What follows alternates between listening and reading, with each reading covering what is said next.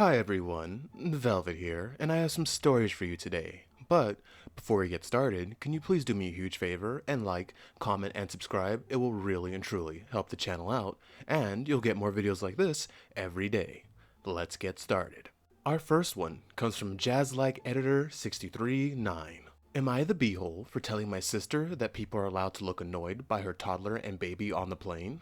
And that it's entitled to say they should feel sorry for her because it's even worse for me because she made the choice to take them on the plane? Note, I'm well aware of fathers are equally responsible for their children, and her husband was with her on the flights, but he wasn't present for the conversation and it was only my sister, so let's focus on her. My sister, Chelsea, has two children, 22 months and 6 months.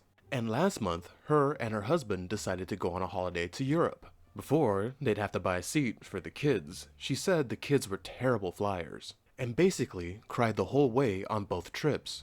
We are from Australia, and they wouldn't settle down. She made a lot of passive-aggressive posts on social media about how entitled non-parents are, about kids on planes and how people need to have more sympathy from mums because they're suffering, more than they are because their babies won't settle, and being a parent is hard. She's been kinda whiny in general since she became a mum, always complaining about how hard it is, and she makes a lot of snide comments to me about how it must be nice that I get to sleep in, etc., because I've chosen not to have kids. The plane situation came up when I saw her last night. She started talking about it again, and I asked her if something specific happened, or if someone was rude to her, about the kids, and she admitted that they weren't really. People just looked visibly annoyed. As the kids refused to settle on one of the flights, the person next to her asked the flight attendant if there was anywhere else she could sit after a couple hours and looked really disappointed. When told there wasn't, as the flight was full, she also said they were rude because none of them offered to help her or give her a reassuring smile and comments. I said that people have the right to be annoyed at a baby crying the whole way from Melbourne to Singapore on a flight that leaves from 1 a.m. in the morning and lands in like 9 a.m., and she went off saying that they don't, and her kids have the right to fly. I told her I never said that they don't, just that people have the right not to be thrilled to be seated next to her infant who cries the whole way, and that they don't have to feel more sorry for her than themselves because she's responsible for bringing her kids onto the plane and created the situation. I also said that no one but her and her husband are obligated to look after their children on a flight, and it isn't fair to expect people around her to help them with them. She stormed out and complained to my parents, who backed me up. But our other sister started dogpiling me too, so I just went home. Am I the beehole? No, you are not the beehole. You told her everything that was true. That, people are gonna get annoyed at her kids crying while you're trapped in basically a flying tube. Also, your sister's very entitled. She expects people to get up and help her with her child? That's not their child, that's not their responsibility. And at the end of the day, if she's going to choose to fly with kids who can't take flying well, she also needs to be able to deal with the people who she's making unhappy around her. Our next one comes from Throwaway Aurora's mom. Am I the beehole for refusing to change my daughter's clothes at a birthday party? I, a 34-year-old female, have two kids, an 8-year-old male and a 4-year-old female. My daughter's name is Aurora. My husband is a 36-year-old male. And I chose that name because it was slightly similar to my late father-in-law's, and worked well with our last names. It had nothing to do with the princess from Sleeping Beauty. In spite of that, we've had fun with that movie in the past. And ever since my daughter realized that she shared the name with a Disney character, Princess Aurora has been her favorite. Our family went to Disney World in July, and while there, we bought my daughter a Princess Aurora costume.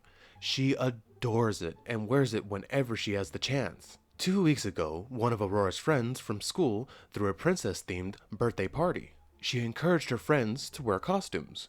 My daughter wanted to go as her favorite character, which didn't surprise me at all. When we got to the party, the birthday girl came and greeted my daughter, and she was also dressed as Princess Aurora. I didn't know what her costume was going to be prior to the party.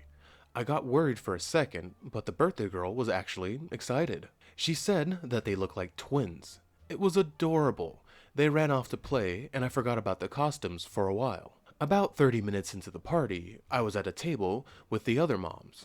When the birthday girl's mother came up to me, she asked if I'd bought any spare clothes for Aurora. She then asked me to change my daughter into the spare clothes and out of her costume. The mother explained that she hired a photographer to walk around taking pictures of the kids and was also planning on getting a group photo near the end of the party. She didn't want anyone wearing the same costume as her daughter in these pictures.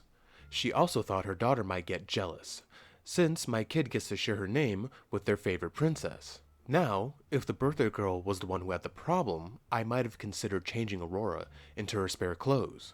But no, she was genuinely excited they were dressed the same. It also didn't feel fair to force my daughter to be the only one without a costume in a party full of children in princess dresses. I said no and explained my reasoning to the girl's mom. She insisted for a few minutes, but I held my ground. Some of the other moms started to back me up, and she eventually got up and left. When I went to pick up my kids earlier this week, I ran into her friend's mom.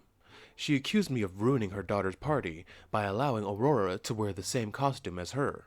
She told me she doesn't think she'll ever be able to look at the pictures without being disgusted by my behavior. I thought she was exaggerating, but I'm starting to doubt myself. Our conflict has found its way to the mom group chat that we're both in, and opinions over there are divided. Some think having two girls wear the same costume is no big deal. Others think I should have changed my daughter's clothes. Am I the beehole? Hi, OP. You are not the beehole. And I'll tell you exactly where I think you're not the beehole. It says right here, now, if the birthday girl was the one who had the problem, I might have considered changing Aurora into her spare clothes. But no, she was genuinely excited that they were dressed as the same princess. Right there, the birthday girl had no problems with it. The whole issue is done right there. It sounds like that little girl has an entitled and controlling mom. You are not in the wrong. And our next one comes from Important Cookie 95.8. Am I the beehole for not making board game nights in my store child-free? I, a 35-year-old male, own a game store and hold board game/D&D nights 3 times a week. I have a few tables set up in the back so people could come in and play games, along with a small kitchen. Really, just a fridge, microwave, sink, and a cupboard, so people can have some snacks and drinks while playing. One of the regular groups has been playing D&D in my store on a weekly basis for the past 3 years. And I've sometimes joined them as a guest player, and it's always been great fun. About a year ago, they had to find a new DM, because their usual DM doesn't have the time to dedicate to preparing campaigns anymore. While they were still looking, they came in weekly, but played regular board games instead. Now, a few months ago, this 10-year-old girl, let's just call her Emma for convenience, showed up with her mother at one of the game nights. According to her mother, Emma has been spending months making all kinds of materials for playing D&D, but didn't know anyone who would play with her. So, her mother wondered if it was okay for her to ask at my store if anyone would be willing to play. The regular group was more than happy to join for a session, and it ended up going so well, they asked Emma to DM for them regularly if she wanted to. Fast forward to now, and Emma is DMing 2 days a week. One time for the regular group, and one time for off sessions for people to jump in if they want. I swear, this girl is a genius. She has memorized the entire player's handbook and monster guide, and made a fully homebrewed campaign that's genuinely fun and exciting, though sometimes also surprisingly dark. Now, for the problem. A few other people have started complaining about there being a child on game nights, saying the reason they're playing here is because they have children at home.